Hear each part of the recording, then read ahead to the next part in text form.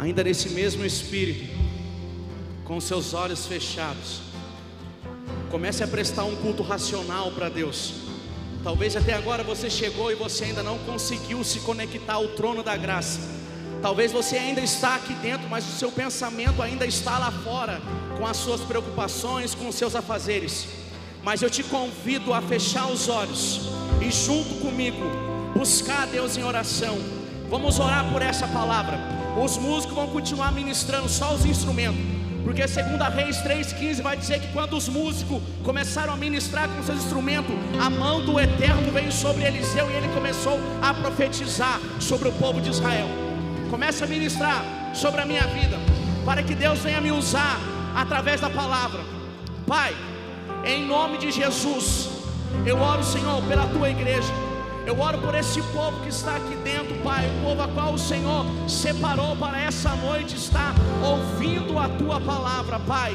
E eu te peço, Senhor, em nome de Jesus, que a tua bondade, que a tua misericórdia seja sobre a minha vida nessa noite, Pai. Que o Senhor venha me usar como um instrumento para servir a vida dos meus irmãos, Pai. Que nessa noite, Pai, a palavra que venha a ser liberada no altar possa liberar destino, Pai. Possa abrir portas, Pai. Possa se movimentar no meio da tua igreja. É o que eu te peço, Pai, em nome de Jesus. Você que crê, aplaude o Senhor aí.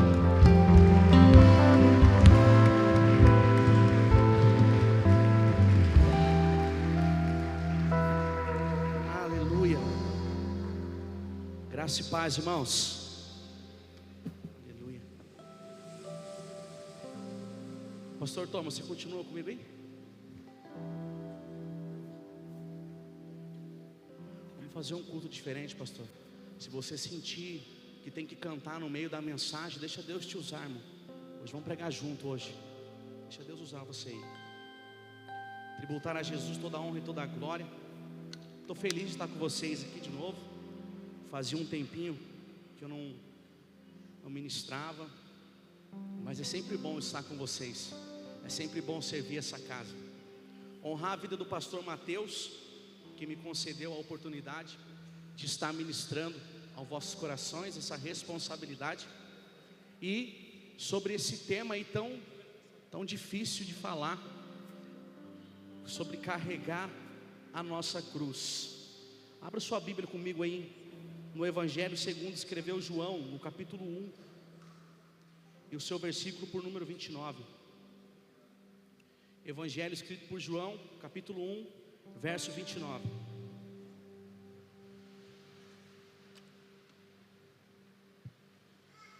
Aonde que fica a projeção agora, Davi? Para lá?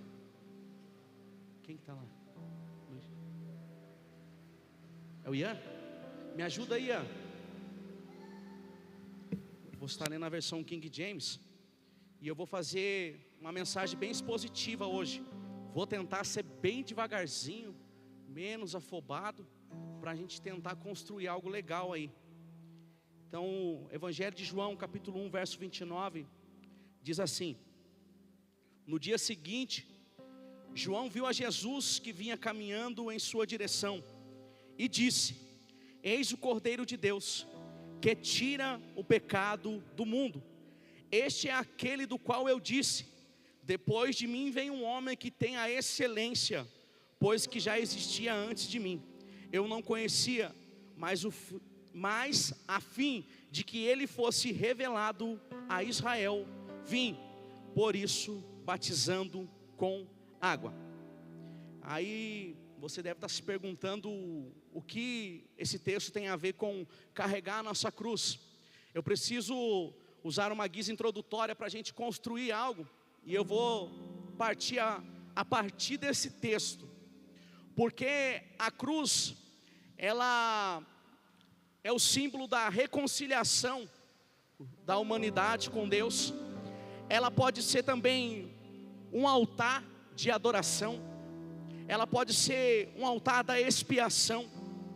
Então, a partir desse texto, a gente traz à memória aquilo que Pedro fala, que desde o princípio o Cordeiro já havia sido imolado antes da fundação do mundo. A cruz, ela não foi um plano que Deus resolveu fazer porque algo saiu do controle. A cruz, o espetáculo, o cenário, tudo já era feito antes da fundação do mundo. Deus não perdeu o controle de nada. Ele estava no controle desde o princípio. E quando Ele tira o povo de dentro do Egito, em Êxodo no capítulo 12, Ele fala para Moisés, Deus fala para Moisés, pegar um cordeiro, imolá-lo, pegar o seu sangue e aspergir nos umbrais da porta. E esse sangue representaria o Pessá, a Páscoa. E o que é o Pessá? O que é a Páscoa? O Pessá é passar adiante, passar por cima. Então quando o anjo da morte chega no Egito, e aquele sangue estava sobre os umbrais daquela porta, ele tinha que passar, era o Pessá. Ele não podia entrar, ele tinha que passar por cima, porque havia o sangue de um cordeiro inocente sobre os umbrais da porta. Trazendo para os nossos dias, esse cordeiro nada mais é do que Jesus. Coloca Lucas 22, verso 7, por favor.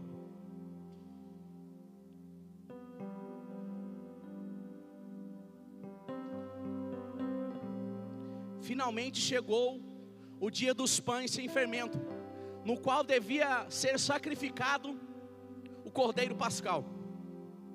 A Páscoa, ela representava a libertação da escravidão.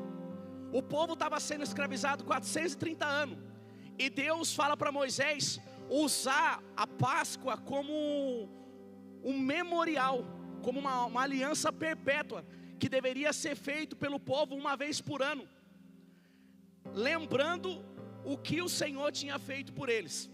Então todas as vezes que aquele cordeiro, uma vez por ano, ele era imolado, ele estava sendo, o que era trazido à memória do povo de Israel, era a libertação da escravidão. Eles estavam comemorando que eles tinham sido libertos do pecado, da escravidão, do jugo de Faraó. Então quando Jesus vem na semelhança do cordeiro pascual, ele veio sendo sacrificado para trazer para mim e para você uma libertação, a libertação do pecado. Pecado esse que adentra na terra em Gênesis 2, quando Deus fala para Adão e Eva: vocês podem fazer o que vocês quiser aqui na minha presença, só não comeis da árvore do conhecimento do bem e do mal, porque o dia que dela você comer, certamente você morrerá. E essa morte que Deus está falando era a morte espiritual, porque Paulo fala em Romanos 6:23 que o salário do pecado é a morte, mas o dom gratuito de Deus é a vida eterna. Então quando Cristo vem e Ele enfrenta a cruz do Calvário, Ele veio para devolver para mim e para você a vida eterna. Assim como está escrito em Romanos 5:12, que por meio de um homem o pecado entra na terra, também por meio de um homem o pecado é retirado. Aí ele fala assim: por causa da desobediência de um homem o pecado entrou, mas por causa da obediência também de um homem ele teve que se retirar. Coloca Êxodo 12, verso 3, e depois pula para o 5.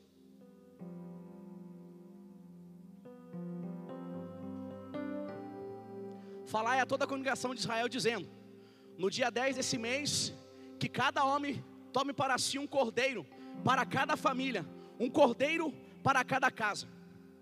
Naquela época era um cordeiro para cada família. Por isso que João Batista, quando ele vê Jesus, ele não fala que Jesus é um cordeiro para cada família. Ele fala assim: eis aí o cordeiro de Deus que tira o pecado do mundo. E a palavra tirar no verbo é um período contínuo. Ele tira o pecado de hoje, ele vai tirar o pecado de amanhã. Ele arrancou o pecado do mundo, mas a partir do momento que eu e você permanecemos nele. Porque João 15, verso 3 vai dizer que nós somos limpos pela palavra. Jesus está dizendo para os discípulos: vocês foram limpos pela palavra que eu vos preguei.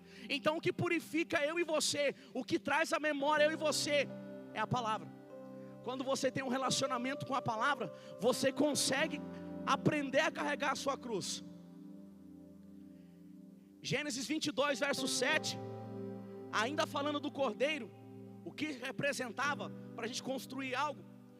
Gênesis 22, verso 7, e aconteceu um culto no Monte Moriá, e esse culto já era a sombra do Calvário, já era uma representação do que ia acontecer. O pai que entrega um filho para morrer, o pai entregando o filho para morrer no altar. Nesse caso, Isaac não ia morrer por ninguém, mas era a representação de que por obediência por obediência a Deus, Jesus caminhou até a cruz. Lucas 22, ele diz que ele estava aflito, ele transpirava gota de sangue, mas ele falou assim: eu vou continuar, porque não é a minha vontade que tem que prevalecer, é a vontade do meu Pai que estás no céu. Então, verso 8 do capítulo 22 ainda,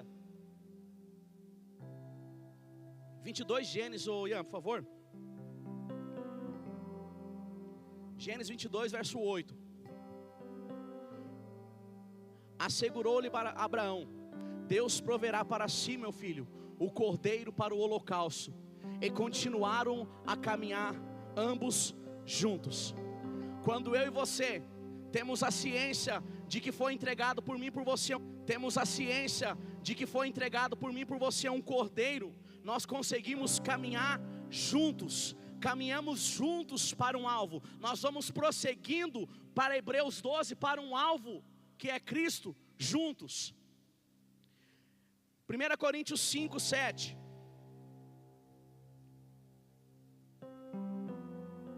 Livrai-vos do fermento velho, a fim de que sejais massa nova e sem fermento, assim como certamente sois, porquanto Cristo é o nosso Cordeiro Pascual, a qual foi sacrificado. Quando Cristo vem, se você pegar a carta de Hebreus nada mais é do que a explicação do cenário de Levítico. Levítico veio, Êxodo, Deus significa saída, Deus tira o povo do Egito, traz eles para o monte. No capítulo 19, Deus quer se revelar para o povo não quis um relacionamento com Deus, porque temeram tamanha a glória de Deus, e resolveram transferir a responsabilidade para Moisés, e disse para Moisés: fale você com o Senhor, para que não morramos, e nós iremos ouvir você. Porque é muito fácil a gente transferir a responsabilidade sobre as pessoas, enquanto o dever de ouvir a voz de Deus é meu e seu. Se você resolver buscar o Senhor de sinceridade, de oração em coração, Deus ele vai falar contigo de alguma maneira, ele vai se revelar para você. Mas o povo, como era um povo escravo, que estava acostumado apenas a ser escravizado, apenas a receber ordem, ele pega e fala para Moisés: não queremos falar diretamente com Deus, fale você. Aí Deus pega no Êxodo 20 e chama Moisés para a montanha, e de lá Moisés desce com a tábua da lei. Essa tábua da lei foi dada em Êxodo, só que ela é explicada. Levítico, ele explica como era o culto naquele tempo. E era um culto meio estranho. Se você for estudar o livro de Levítico, você vai se impressionar com algumas coisas, assim como eu me impressionei. Era um culto de muita morte, de muito sangue, de muito sacrifício. O cordeiro, quando Deus escolhe Arão para ser o sumo sacerdote, a primeira coisa já fala assim: pega um cordeiro, Arão irá colocar a mão sobre a cabeça desse cordeiro, irá imolar ele, e o sangue do cordeiro será a expiação do pecado de Arão. Deixa eu tomar água aqui.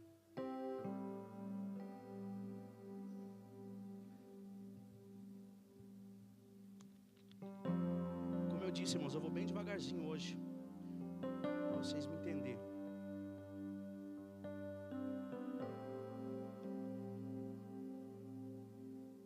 Coloca para mim 1 Pedro 1,19, por favor, Ian.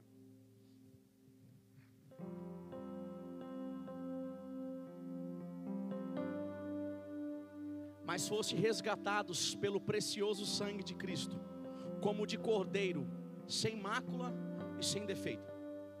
Essa era a exigência da lei, que o cordeiro fosse sem defeito. Entende por que Cristo ele foi concebido por meio do Espírito, porque se ele fosse gerado por meio de uma relação sexual entre José e Maria, ele já nasceria com a marca do pecado, aí ele seria um descendente de Adão, e a promessa de Deus não é que Jesus fosse o descendente de Adão, a promessa de Deus era que Jesus fosse o segundo Adão, o Adão perfeito, o Adão que não erra, o Adão que não peca. Aí Jesus foi concebido pelo Espírito, e ele não veio com a marca do pecado. Agora eu vou entrar numa parte aonde eu quero te apresentar agora. Eu te apresentei o Cordeiro. Eu te apresentei o Cordeiro que João disse: eis aí o Cordeiro de Deus que tira o pecado do mundo. Agora eu quero te mostrar como era feito o culto na antiga aliança, como era usado o cordeiro. Coloca para mim Levítico capítulo 4, o verso 7.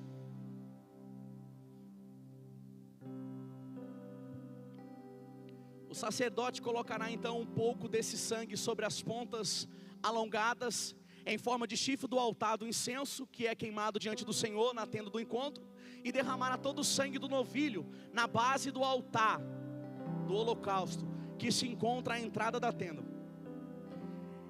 Quando pegava aquele animal e o seu sangue, o sangue do cordeiro, ele era aspergido nas 4 pontas do altar. Se você olhar para aquela cruz, naquela parte de cima tinha sangue da cabeça de Jesus, naquela outra parte tinha sangue da mão direita de Jesus, naquela outra parte tinha sangue da mão esquerda, e na parte de baixo tinha sangue dos pés dele. Tinha sangue nas 4 pontas do altar. O cordeiro estava sendo sacrificado em cima do altar. O cordeiro, que era a simbolização do meu e do seu pecado, ele foi sacrificado naquele altar. Levítico 6:9.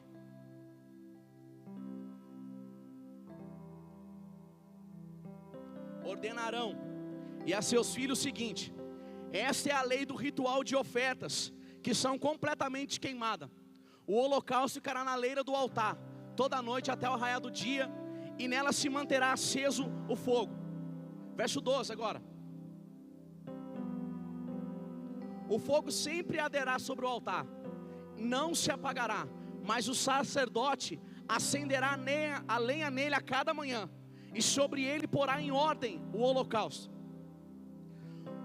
A ordem de Deus, Levítico 9, o único que podia acender o fogo do altar era Jesus, era Deus. Por isso que se você pegar Levítico 10, o sacerdote Eliasebe, que era filho de Arão, eles acenderam, eles mesmos entrou na tenda do encontro e resolveram acender o fogo, e eles foram fulminados na hora. Deus matou eles na hora, porque na lei já existia algo que dizia que o único que ia acender o fogo do altar era o próprio Deus. E o sacerdote, ele tinha como obrigação, no verso 12, manter esse fogo aceso. O fogo aceso, então toda manhã o sacerdote, ele tinha que levantar, cortar a lenha, colocar o altar em ordem e manter o fogo aceso sobre o altar. É assim comigo e na sua vida. Deus, ele vai liberar a promessa do Espírito Santo sobre a minha e sobre a sua vida, mas para que o Espírito Santo possa habitar na minha e na sua vida, nós precisamos abastecer ele todos os dias. Nós precisamos colocar a lenha no altar, nós precisamos colocar o altar em ordem, nós precisamos orar, nós precisamos ler a palavra, nós precisamos andar em amor, nós precisamos andar em comunhão. Essa é a lei que mantém o fogo do Espírito Santo no nosso coração. O fogo de Deus não é a manifestação profética, não é rodar, falar em mistério. O fogo, quando João Batista fala em Lucas 3,16 que ele vos batizará com o Espírito Santo e com o fogo dentro da palavra, ele representa a purificação e o juízo. Então o Espírito Santo é aquele que purifica eu e você do pecado, e é aquele que traz o juízo, é aquele que sempre está te lembrando daquilo que vai acontecer lá na frente. Por isso que em João 14 Jesus falou assim: eu tenho que ir para o Pai, mas eu não vou deixar vocês órfãos, eu vou enviar o outro Consolador, e Ele vos ensinará acerca de todas as coisas. É o Espírito Santo que te ensina a cultuar, é o Espírito Santo que te ensina a adorar. Se você quer aprender como cultuar a Deus, é só você perguntar para Ele, que Ele vai te ensinar a maneira correta de adorar o Senhor. Aí quando você mantém a sua lenha no altar, a sua vida de andar com Deus, assim como o nosso pastor ensina, que não é uma prioridade, mas é Ele ser em tudo na nossa vida. Quando você deixa Deus governar a sua vida, Levítico 6:13 vai dizer que o fogo arderá continuamente sobre o altar e não se deve apagar. Ninguém vai conseguir apagar o seu fogo, ninguém vai conseguir tirar de você o Espírito Santo. Jeremias capítulo 20, Jeremias queria desistir do ministério, Jeremias queria parar, mas falou assim: mas todas as vezes que eu penso em parar, existe um fogo cerrado dentro do meu peito, e ele não me dá descanso. Quando você tem uma promessa de Deus na sua vida, você não consegue parar. Você foi chamado para cumprir o ministério, e você vai cumprir esse chamado. Filipenses 1:6 vai dizer que aquele que começou a boa obra em mim e você, ele é fiel para cumprir, para terminar até a volta de Cristo Jesus. Então quando eu e você estamos sendo aperfeiçoados, e quando Ele começa a obra em nós, até que Jesus volta, o que nós estamos vivendo é um processo, é um aperfeiçoamento.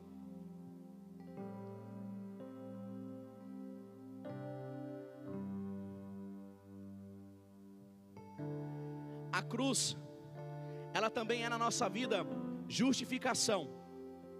Coloca Romanos 5:18.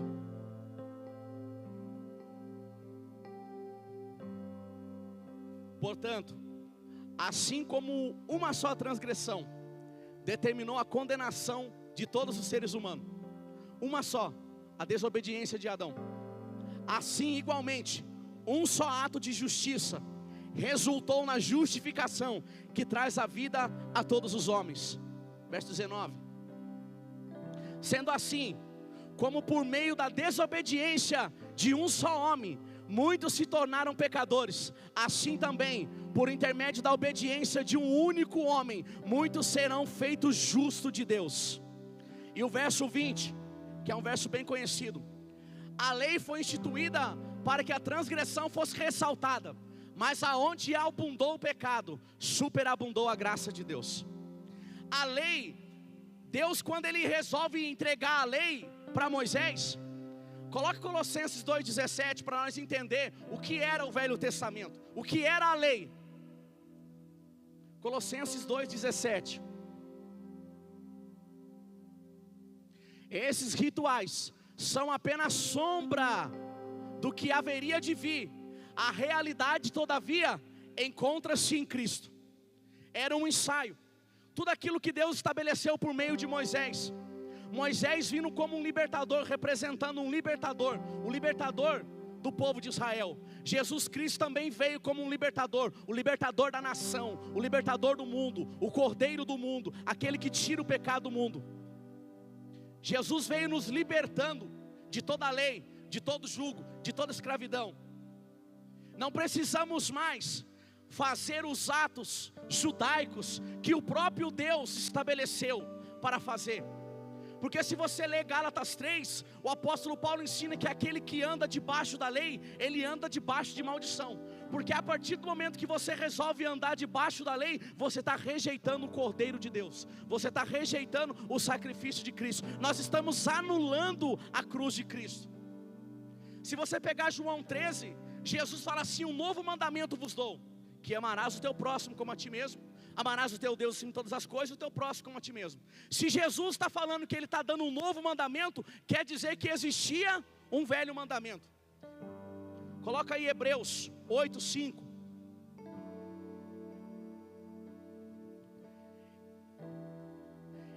Esse serve no santuário, que é a representação e sombra daquele que está nos céus. Já que Moisés foi avisado quando estava para construir o tabernáculo: observai tudo com cautela, para que faça todas as coisas de acordo com o que vos foi revelado no monte.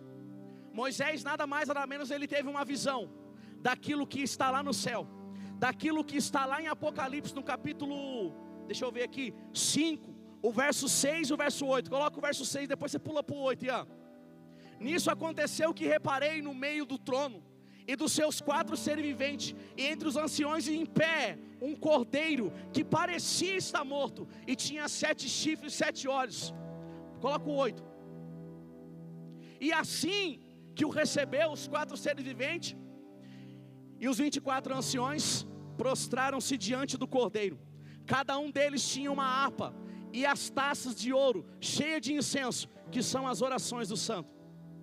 O único sacrifício que eu e você tem que depositar no altar, é as nossas orações. O único sacrifício que eu e você agora tem como obrigação, é orar, como está escrito em 1 Tessalonicenses 5:17, se não me engano, orai sem cessar, em todo tempo dai graças, sempre buscar a Deus. Verso 9,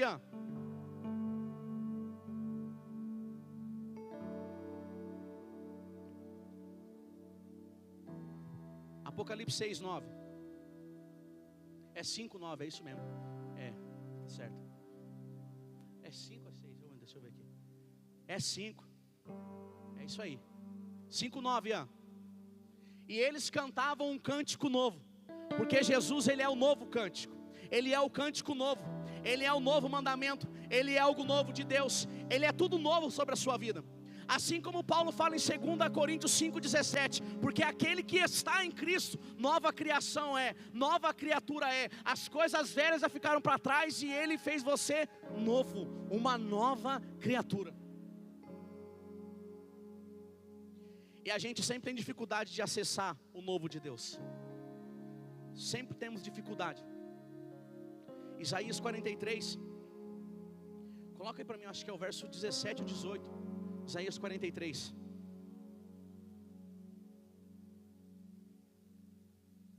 coloca o 18, não vos lembrei dos acontecimentos passados, nem considerei os fatos antigos. A gente sempre fica pegado no nosso passado, a gente sempre fica pegado nas promessas que talvez nem foi Deus que determinou sobre a sua vida, porque nós somos especialistas em manipular a voz de Deus ao nosso favor, e dizer que Deus está falando no ambiente que Deus não está falando, e dizer que Deus está fazendo no ambiente que Deus não está fazendo, porque a gente quer que o reino trabalhe em nosso favor, e o reino ele não vai trabalhar em nosso favor, o reino ele vai trabalhar em favor de Cristo, ele vai trabalhar em favor das coisas de Cristo. E quando você anda com Cristo, você se torna um participante, você se torna um embaixador, um representante. Paulo em 2 Coríntios 5:20, ele diz que eu e você somos embaixadores de Cristo, nós somos representantes de Cristo. O embaixador é aquele que representa uma autoridade num lugar. Um exemplo, digamos que o pastor Thomas agora ele é uma autoridade constituída por Deus, porque Romanos 13 vai dizer que toda autoridade foi constituída por Deus, e o pastor Thomas agora é uma autoridade constituída por Deus. Digamos que ele tem uma viagem missionária e ele não pode ir, e ele fala assim: Cris, vai no meu lugar. Eu estou sendo um embaixador do pastor Thomas, eu estou indo lá representar ele na mesma essência, no mesmo propósito. Então eu e você somos os embaixadores de Cristo. Aonde você põe a planta dos pés, você está representando o Rei dos Reis. Aonde você chega, você está representando Cristo. Por isso que nós temos que tomar cuidado e vigiar.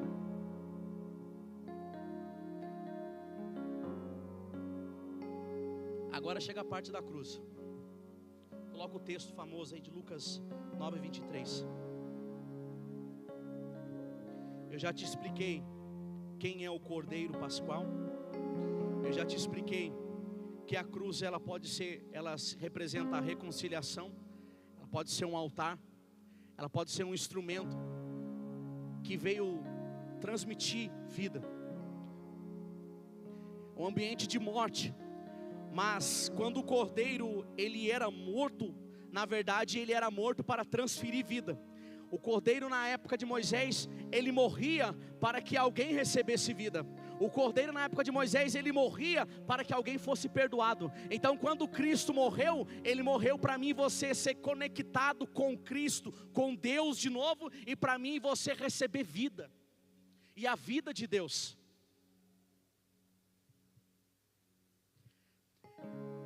Agora, se nós temos a vida de Deus dentro de nós, eu aprendi algo esses dias, que tem uma diferença de você, digamos assim, ter tempo com Deus e vida com Deus. Ter tempo para Deus é isso aqui que nós estamos. A gente vem, se reúne como igreja e cultuamos. Isso é tempo para Deus. Agora, ter vida com Deus é o que fazemos fora daqui. Ter vida com Deus é aquilo que você faz no seu ambiente de trabalho, é aquilo que você apresenta como uma adoração no seu quarto. Então, antes de ter tempo para fazer as coisas de Deus, a gente precisa ter um tempo com Ele. Porque se a gente subir aqui para fazer sem Ele, é só uma performance, é só uma apresentação, não tem vida. E quando não tem vida, não há transformação. E Jesus, Ele veio para nos dar essa vida. A vida que tem poder sobre a morte. A vida que em João 11, Ele fala para remover a pedra e Ele chama Lázaro para fora.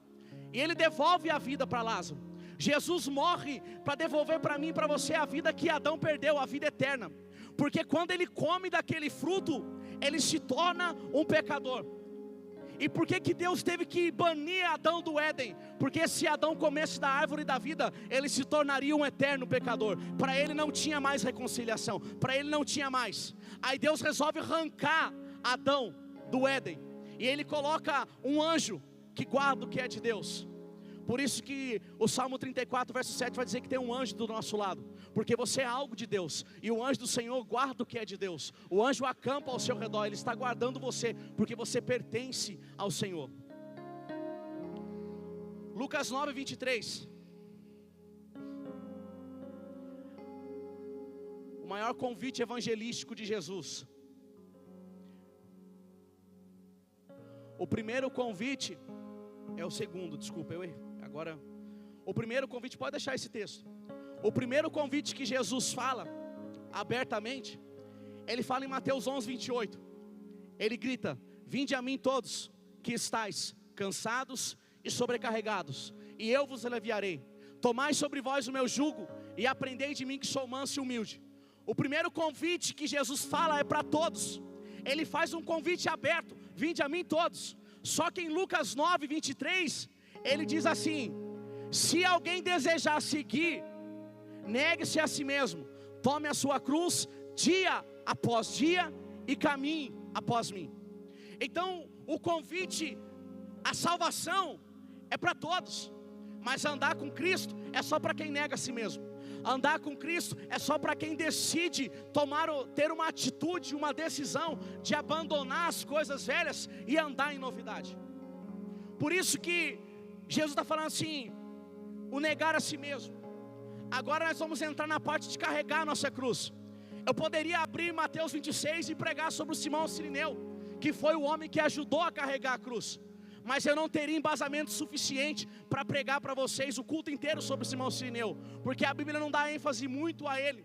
Aí nós teríamos que entrar na história, e a história vai ser contraditória. Então eu prefiro pregar para você o que eu tenho base para usar. E qual é a minha e a sua cruz?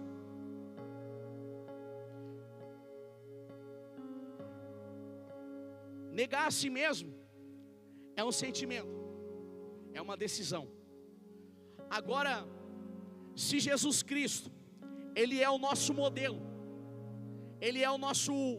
Por isso que Paulo fala em 1 Coríntios 11, verso 1, que nós temos que ser imitadores de Cristo Jesus. Se Cristo é o nosso modelo, nós vamos imitar Ele. E Paulo vai escrever aos Filipenses 2, verso 6: tende em nós, em vocês, o mesmo sentimento que houve também em Cristo Jesus. Porque Ele mesmo sendo Deus, Ele não julgou por usurpação ser igual a Deus. Antes a si mesmo se esvaziou, assumindo a forma de servo, tornando-se semelhante entre o homem e reconhecido em figura humana. E a si mesmo se humilhou, sendo obediente até a morte, e morte de cruz. Pelo que também Deus o exaltou e lhe deu o nome que está acima de todo nome, para que ao nome de Jesus todo joelho, toda língua no céu, na terra, debaixo da terra, proclame que Jesus Cristo é o Senhor. Se Ele se esvaziou de si, se Ele abriu mão da sua glória, eu e você vamos ter que negar a si mesmo e carregar a nossa cruz. Esse é o sentimento daquele que carrega a cruz. Se você roubava, não rouba mais. Se você mentia, não mente mais. Se você bebia, não bebe mais. Se você falava mal dos irmãos, agora não fala mais, porque a sua cruz tem que estar nas suas costas.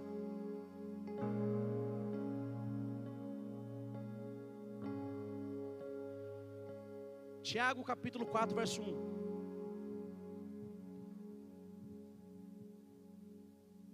Ih, caramba. Comecei a fazer lambança, enchendo o copo 2 vezes aqui já. Tem que ser eu mesmo, Jesus. De onde vêm as batalhas e os desentendimentos que há entre vós? De onde? Se não das paixões que guerreiam dentro de vocês. Um culto voltado para os jovens. Eu também sou jovem. Semana passada eu fiz 18 anos. Agora eu sou maior de idade. Agora eu posso. Qual que é a minha e a sua cruz? Eu sei qual que é a minha. Porque dentro de mim existe 2 naturezas: a carne e o espírito. Se você ler Romanos 8, Paulo ensina que a carne e o espírito, elas lutam, elas guerreiam. O capítulo 7 de Romanos, ele mesmo fala que o bem que ele quer fazer, ele não consegue, mas o mal é automático, porque é assim, é uma guerra dentro de mim e dentro de você. Só que como há 2 naturezas no nosso ser, quando você levantar de manhã, você decide quem governa, se é o espírito ou se é a carne. Você decide quem você vai alimentar durante o seu dia, se é o teu espírito ou se é a sua carne. Essa é a nossa cruz, esse é o negar a si mesmo. Quando você levanta de manhã, qual que é a primeira coisa que você faz? Você vai para o seu devocional ou você vai abrir o seu Instagram, o seu Stories? O que você começa alimentando durante o seu dia? Qual que é a sua primeira postura dentro do seu dia? Para quem você entrega o governo do seu dia? Quando você começa. Gálatas 5, 16 e 17. Portanto, vos afirmo, vivei pelo Espírito, e de forma alguma satisfarei a vontade da carne. 17. Porquanto a carne luta contra o Espírito, e o Espírito contra a carne. Eles se opõem um ao outro, de modo que não consegue fazer o que quereis. Vai continuando, Ian, pode ir. Contudo, se sois guiado pelo Espírito, já não estáis mais subjugado pela lei. Ora, as obras da carne são manifestas. Eu vou falar agora de como você manifesta aquilo que você carrega. E quando falamos de manifestação, logo o que vem na nossa mente é o quê? É demônio, ou é rodar, ou é falar, ou é girar. Quando falamos de manifestação, é a primeira coisa que vem na nossa mente, é isso. Mas a palavra manifestação é tornar público, é uma revelação.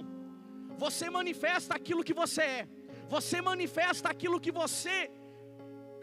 está dentro de você. Então é automático. Se a gente começar a alimentar a nossa carne, deixa lá o texto lá, Ian, de Gálatas 5. Se a gente continuar alimentando a nossa carne, olha o que vai ser manifestado: imoralidade sexual, impureza, libertinagem. Continua. Idolatria, feitiçaria, ódio, discórdia, ciúme, ira, egoísmo, dissensões, facções, inveja, embriaguez, orgia e tudo quanto se parece com essas perversidades, contra as quais vos advirto, como já vos previ antes: os que praticam não herdarão o reino de Deus. Pode continuar. Entretanto, o fruto do Espírito, quando eu e você conseguimos carregar a nossa cruz, o que nós vamos manifestar é isso aqui, ó. É amor, é alegria, é paz, é paciência, benignidade, bondade, fidelidade, mansidão, domínio próprio. Eu preciso disso aí, Jesus, me ajuda. Contra essas virtudes não há lei. A minha maior cruz é a mansidão e domínio próprio. Pensa num cara chucro e que não se domina, sou eu.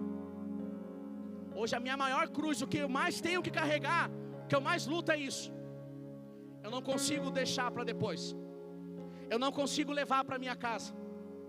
E às vezes você quer ser verdadeiro, mas antes de você ser verdadeiro, a gente acaba machucando as pessoas, porque aquilo que talvez é verdade para mim e para você não é a verdade de Cristo. aquilo que talvez que pareça para nós que é verdade, se a gente for embasar no reino, não é a verdade, porque a verdade é Jesus, e Jesus não faria isso, e às vezes eu faço, irmão. Essa é a minha cruz, é a mansidão e o domínio próprio. E agora peço para você fazer uma reflexão, de qual é a sua cruz.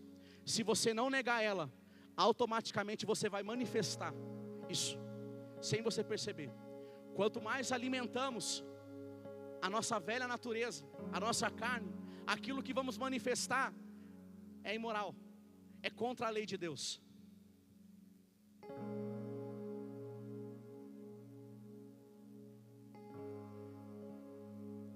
Aí você fala assim, como eu, que sofre tentações: será que é pecado eu ser tentado? Eu vejo pessoas falando assim que eu estou sendo tentado, Deus está me tentando. Eu quero que você leia um texto comigo que se encontra em Tiago, capítulo 1, do verso 13 ao 15. Tiago 1, verso 13. Entretanto, ninguém ao ser tentado deverá dizer: estou sendo tentado por Deus. Ora, Deus não pode ser tentado pelo mal, e nenhuma pessoa Ele tenta. Então as tentações, ela não provém de Deus. E eu vou te mostrar da onde provém as tentações. Coloca um texto para mim de Lucas 4, versículo 13.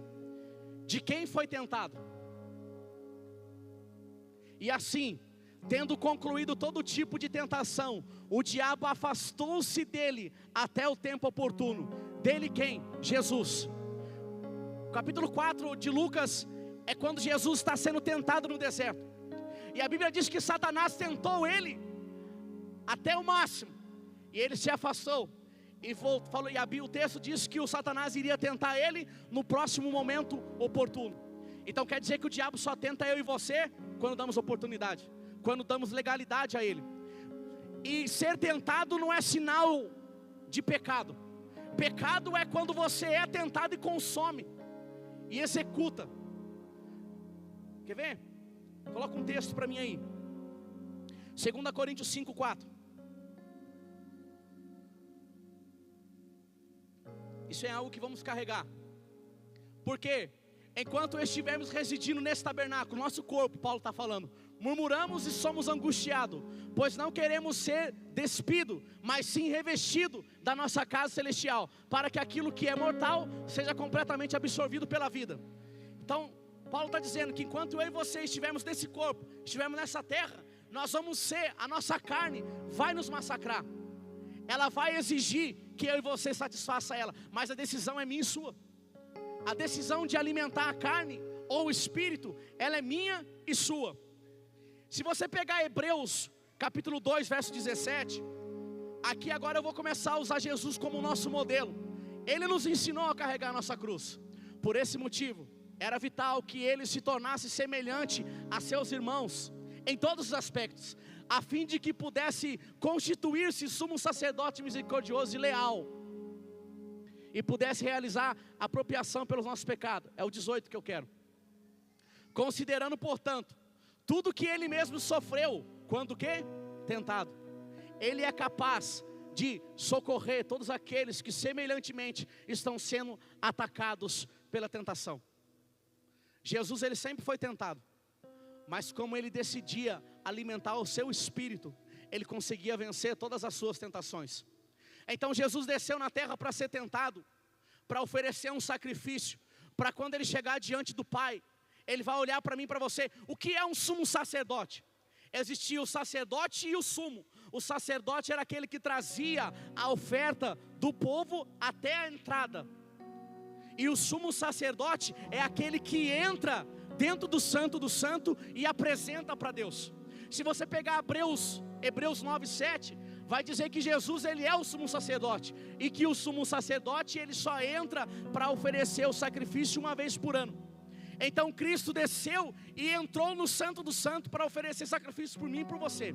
Então quando eu e você estamos sendo tentados, Cristo está dizendo para o Pai: eu já passei por isso, Pai, eu sei o que ele está passando, eu estive lá embaixo. Então Cristo, ele se tornou o modelo o exemplo para nos justificar diante de Deus. Tiago fala em Tiago 4 que entre eu e você só há um mediador, só há um intercessor, Jesus. Entre eu e você só existe um que é a ponte, só existe um que é o caminho, é Jesus. Então quando você estiver sendo tentado, quando você estiver sofrendo, clame pelo sangue de Jesus, clame pelo sangue do Cordeiro, que a morte não tem mais poder sobre a sua vida, porque há sangue nos umbrais da sua porta, há o sangue do Cordeiro sobre a sua vida e a minha vida, o Cordeiro de Deus que tirou o pecado do mundo. Hebreus 4,15.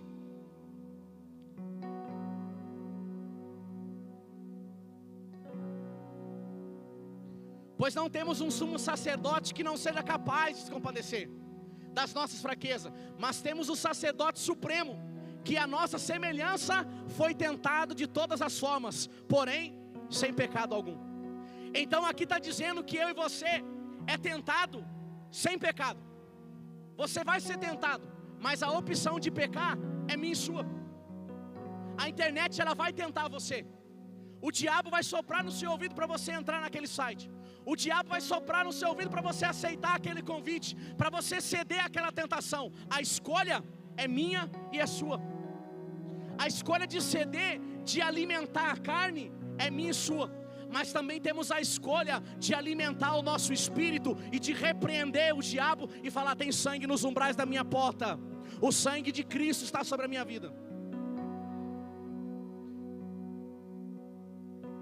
Tiago 3,1 vai dizer assim: às vezes vocês pensam que quem serve no altar, o músico, qualquer pessoa que sobe aqui em cima é melhor. Mas no capítulo 3 vai dizer assim que aqueles que ensinam serão, 3,1 de Tiago, serão julgados com maior rigor. Então aqueles que apresentam, que trazem mensagem de Deus, as pessoas que estão aqui em cima, que te servem, elas vão ser julgadas com maior vigor. Por quê?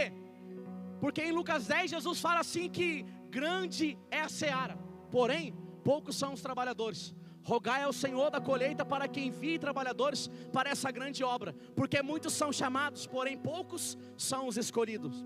O convite de Mateus 11:28, vinde a mim todos, é todos. Mas agora o de 9:23 de Lucas, aquele que quiser vir após mim, tem que negar a si mesmo. E ninguém quer negar a si mesmo. É difícil eu negar a mim mesmo. A luxúria, a concupiscência dos olhos, aquilo que o mundo nos proporciona com facilidade. Mas o Evangelho de Cristo, ele não te traz facilidade, ele te traz felicidade, porque a porta é estreita, porém amplo é o caminho que te leva para a perdição. A porta do céu ela é estreitinha, mas quando você entrar nela, como está escrito em João 10, que o bom pastor, quando você entrar, Jesus em João 10 diz assim: eu sou a porta, e aquele que entrar, entrará e encontrará pastagem. A porta pode até ser estreita, mas quando você passa ela, você vai encontrar um alimento, você vai encontrar algo que vai satisfazer todas as suas vontades, todos os seus desejos. Em João 4, quando Jesus está batendo um papo com a mulher samaritana, aí os discípulos vão na cidade comprar comida, porque Jesus fala para eles ir, porque quando você não entende a movimentação do reino, Jesus fala assim: dá licença que eu preciso movimentar o reino. Eles eram judeus, eles nunca iam entender o diálogo de Cristo com uma mulher, porque um judeu não conversava com uma mulher, ainda mais samaritana. Jesus manda eles para a cidade comprar comida. E quando eles voltam, eles viram Jesus conversando com a mulher e não tiveram coragem de perguntar o que ele estava fazendo lá. Ei, antes de você julgar alguém, pergunte primeiro o que ele estava fazendo. Antes de abrir a sua boca para julgar alguém, procura saber o que ele estava fazendo. Eles julgaram Cristo. Aí eles voltaram com comida e eles falaram: Jesus, você não está com fome? Ele falou assim: não, porque eu tenho uma comida e uma bebida que o meu Pai me deu. E a comida e a bebida do reino é satisfazer a vontade do Espírito. Romanos 14 vai dizer que o reino de Deus é gozo, é alegria, é paz e é gozo no Espírito Santo.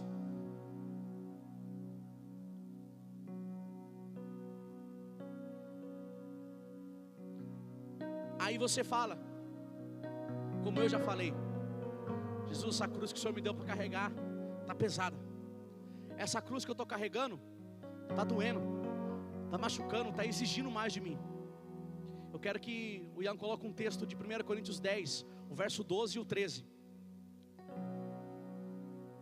Assim, aquele que julga está firme, cuide-se para que não caia. O 13.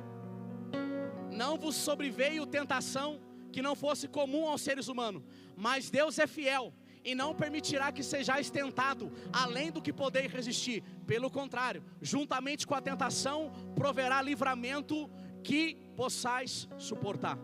O livramento de mim, para você, é aquilo lá, a cruz. Quando carregamos ela, você recebe livramento, justificação, redenção, comunhão, reconciliação. Você tem a oportunidade de sentar na mesa. Quando Cristo vai celebrar a ceia, Ele fala para os discípulos: eu anseiei, eu desejei comer essa ceia convosco. Sabe por quê? Porque a Páscoa era celebrada com alegria. Quando Deus manda o povo celebrar a Páscoa em Êxodo 12, Ele manda eles fazer festa.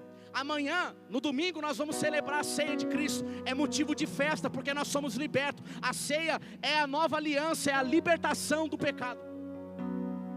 Assim como o cordeiro foi imolado, representando a libertação da escravidão egípcia, assim também Cristo foi entregue naquela cruz para libertar eu e você do jugo do pecado.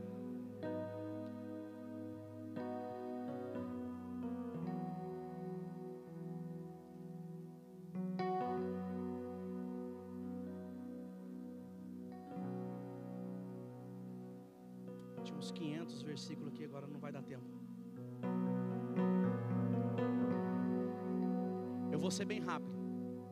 Depois de tudo isso, se somos justificados, nós temos que confessar e expor isso, a nossa justificação.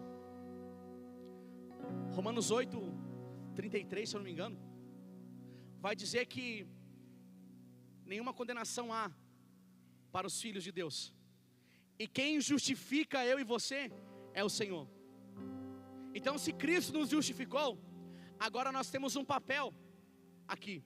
Nós temos que confessar essa justificação.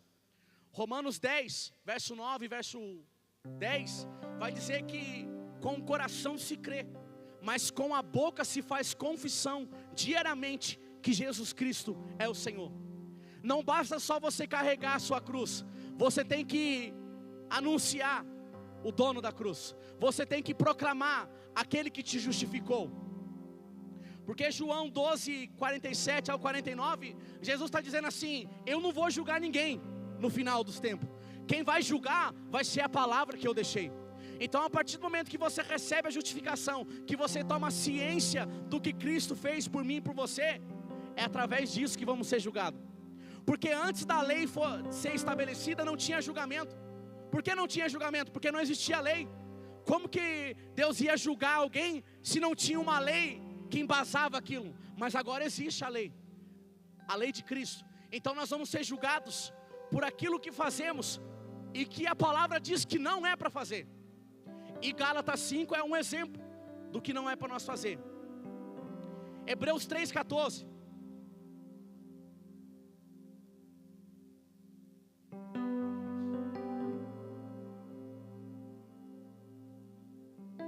Porque agora eu e você passamos a ser participante de Cristo, desde que na realidade nos apeguemos até o fim à fé que nele depositamos desde o início. Não é como você começa, é como você termina. Se você pegar Eclesiastes 12, o sábio Salomão falou que há mais gozo no fim das coisas do que no início. Há mais alegria no fim das coisas do que no início. No início tudo é legal. A gente ora bastante, a gente jejua bastante, a gente prega até pro poste, pro cachorro. Mas e quando vai chegando no fim, nós vamos se afastando do trono da graça. Eu me incluo nisso. Mas só que Hebreus 4,16 tem um convite: se aproxime ao trono da graça. Se aproxime ao trono. Quando você se aproxima do trono da graça, que é Jesus, você anda com Ele, você se torna um participante daquilo que Ele fez.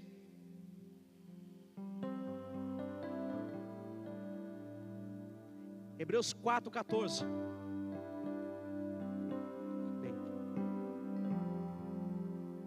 Hebreus 4,14. Concluindo, tendo em vista que temos um grande sumo sacerdote, que foi capaz de adentrar os céus, Jesus, o Filho de Deus, mantenhamos com firmeza a nossa declaração pública de fé. Não é declarar apenas aqui dentro, é lá fora, é uma declaração pública. Não podemos ser um crente 007, temos que ser um cristão ativo no reino de Deus.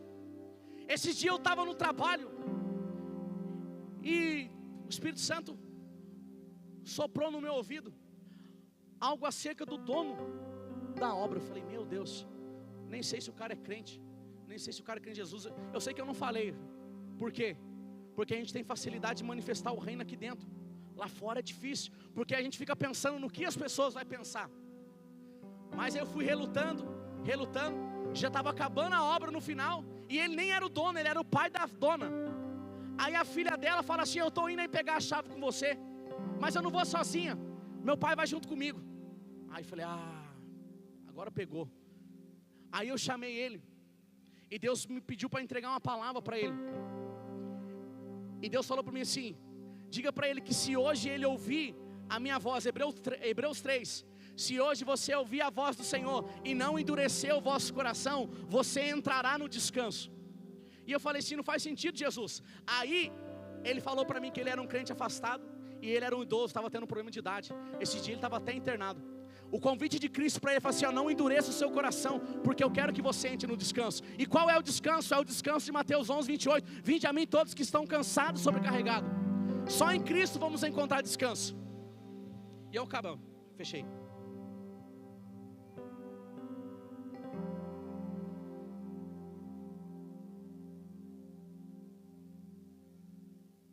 A banda pode subir.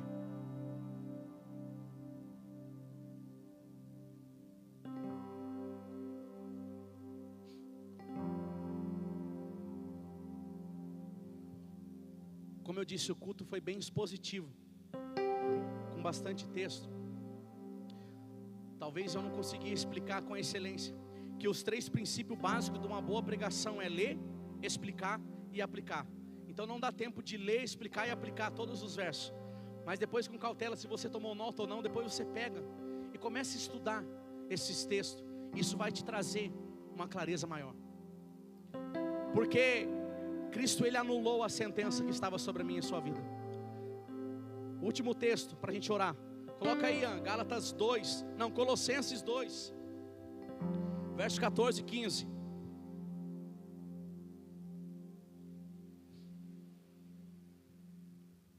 Colossenses 2. E cancelou a escrita de dívida que consistia em ordenanças que não nos era contrária. Ele a removeu completamente e pregou-a na cruz. Verso 15. E despojando as autoridades e poderes malignos, fez dele um espetáculo público, triunfando sobre todos eles na cruz. A cruz é um espetáculo. Se coloca de pé. A cruz é a obra perfeita de Cristo. Eu não sei qual era a sentença que estava sobre a sua vida. Eu não sei qual era a palavra de maldição que estava sobre a sua vida. Mas contra Jacó, contra Israel, não há encantamento e não há feitiçaria. Porque Cristo venceu tudo isso na cruz. Não tem heredição mais sobre a sua vida. Porque em João 19:30 no grego está escrito tetelestai, que a dívida foi paga, está consumado, está cancelado. Não tem mais nada, você não deve mais nada. Cristo pagou tudo o que devia por você. Tudo que você devia, Jesus veio, pagou a dívida. Posso fazer um apelo, pastor? E se nessa noite existe alguém aqui dentro que hoje quer fazer essa confissão pública e cancelar toda a sua dívida por meio do sacrifício de Cristo, eu te convido, eu te encorajo a levantar a sua mão. Se você quer aceitar Jesus como seu único e suficiente Salvador, se você deseja aceitá-lo como suficiente Salvador, levante suas mãos. Vai alguém orar por você. Ou se você já andou com Ele, já o confessou, mas deixou de confessar, deixou de fazer confissões públicas, e hoje está dizendo, eu quero voltar a andar com esse Cristo, eu quero voltar a andar com meu Pai. Tem lugar na mesa para você sentar. O filho pródigo pode voltar para casa, porque tem anel para o pai pôr no seu dedo. tem um vinho novo para ser derramado sobre a sua vida. Feche seus olhos, vamos orar. Pai, em nome de Jesus, eu te agradeço pela tua palavra, Pai. Eu te agradeço por tudo que o Senhor tem feito e ainda fará sobre a nossa vida, Pai. Eu peço que o Senhor seja na vida de cada um que está aqui dentro, Pai. Eu peço que o Senhor abençoe cada lar representado, cada família que aqui está sendo representada, Pai.